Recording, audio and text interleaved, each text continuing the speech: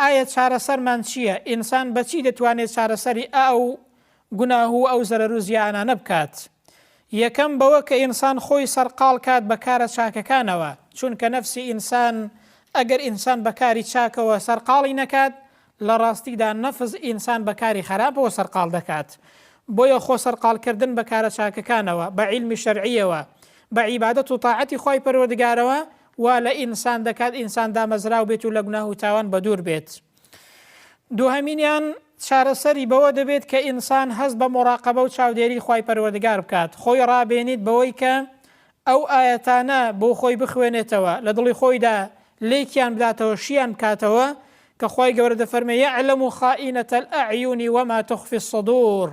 خی پەروەردگار دەزانێ و ئاگادارە بە خیانەتی چاو و هەروەها بەوەی کە لە ناو دڵتاندا هەیە. هیچ مەجالێک نییە بۆ ئەوەی کە ئینسان گوناه و تاوان بکات. پیاوێک بە ئافرەتێک دەڵێ کە خۆی تەسلیم بکات، ئافرەتەکە دەڵێ ئەی خی پەروەردگار دەمان بینێت، ئەی شەرم لە خی پەروەردگار ناکەی؟ پیاوەکە پێی دەڵێ ئاخر خۆ ئێمە ئێستا لە تاریکایی شەوداینێ، هیچ کەسێک نامان بینێ، کەس لێی دیار نین، تاریکە و کەس نامان بینێت. ئەو پیاوە پێی دەڵێت ئەو پەروەردگارەی کە تاریکی دروست کردووە، هەر ئەو پەروەردگارە ئاگای لێمانە و ناتوانین خۆمان بشارینەوە لە بەردەم خی پەروەردگار و لە بەردەم بینینی خی پەروەردگاردا. کەواتە ئینسان کە هەستی بە مڕاقەبەی خی پەروەردگار کرد، لە ڕاستیدا ئەوە یارمەتیمان دەدات بۆ ئەوەی کە لە تاوان و گوناه دوور بین. ئەنجا سێهەمینیان خۆپاراستن لە نەزەر بەوە دەبێت کە ئینسان بیر لە سەرنجامە خراپەکانی بکاتەوە، کە ئینسان بەرەو قەلەقی دەبات، ئینسان بەرەو نەئارامی دەرونی دەبات، ئینسان بەرەو شڵەژان دەبات، خانەکانی مێشکی ئینسان لە ناو دەبات، ژیانی کۆمەڵایەتیمان تێک دەدات، ژیانی خێزانیمان لە ناو دەبات، متمانە لە نێوان ژن و مێردا نامێنێت. بڕواتان بێت چەندین ژن و مێرد هەیە لە ڕێی تەماشاکردنی فلیمە خراپەکان و پێگە خراپەکانەوە متمانەیان لە نێواندا نەماوە و لە نەتیجەدا ئەوە بەرەو لێکترازان و بەرەو تەلاقی بردوون. بۆیە لە ڕاستیدا بیرکردنەوە لە سەرنجامە خراپەکانی نەزەر وامان لێ دەکا کە ئینسان لەو تاوانەیە بە دوور بێت و واز لەو تاوانەیە بێنێت.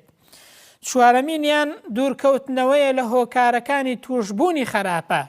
ئینسانی وایە بۆ خۆی دەچێتە شوێنێک، بۆ خۆی سادانی ئەو پەیج و ئەو پێگە ئەنتەرنێتیانە دەکات، ئەو فلیمانە دەکات کە ئینسان تووشی خراپە دەکەن، کە ئینسان تووشی گوناهی گەورەتر لە نەزەر دەکەن.